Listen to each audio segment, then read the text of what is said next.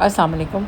मेरा नाम डॉक्टर फ़रिया मुबशर है और मैं कंसल्टेंट डर्मेटोलॉजिस्ट हूँ। एक्ने स्कार्स चेहरे पे रह जाने वाले गड़े या हाइपरट्रोफिक स्कार्स होते हैं जो कि बहुत डिस्टर्बिंग होते हैं। पेशेंट की जो कॉन्फिडेंस है वो लूज़ हो जाता है। बहुत सारे बच्चे बच्चियाँ यूनिवर्सिटीज़ जाने में, लोगों से मिलने से घबराते हैं। इसके लिए अब डिफरेंट ट्रीटमेंट मोडालिटीज़ हैं जो कि हम यूज़ कर सकते हैं। लेकिन सबसे पहले ये बताती चलूँ कि माइल्ड एक्ने स्कार्स जो हैं वो उसको किसी ट्रीटमेंट की ज़रूरत नहीं है। माइल्ड एक्ने स्कार्स खुद ब खुद ठीक हो जाते हैं। लेकिन moderate to severe acne scars में आपने ट्रीटमेंट ऑप्ट करना है और वो आपका डर्मेटोलॉजिस्ट आपकी स्किन टाइप पे और आपके एक्ने स्कार टाइप पे। एक्ने स्कार टाइप्स डिफरेंट तरह के होते हैं, like rolling scars, box scar, ice pick scars और कम्बिनेशन स्कार्स। उसके अकॉर्डिंग आपको डिफरेंट ट्रीटमेंट ऑप्शंस देगा और वो डिस्कस कर सकता है।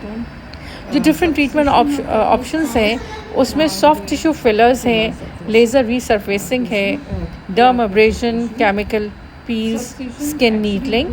ये डिफरेंट बेहतरीन प्रोसीजर्स हैं जिससे हम अपनी स्किन को फिर दोबारा नॉर्मल की तरफ ले जाते हैं। और ये ट्रीटमेंट डिफरेंट सेशंस में किए जाते हैं।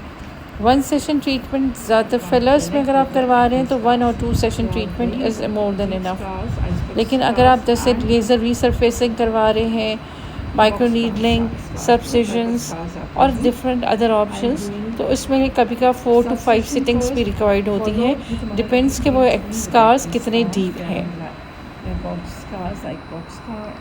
ये जो एक्ने स्कार्स होती हैं इनके ट्रीटमेंट डिपेंड करता है स्किन टाइप पे, एक्ने स्कार टाइप पे और ड्यूरेशन कि आपके पास कितना टाइम अवेलेबल है।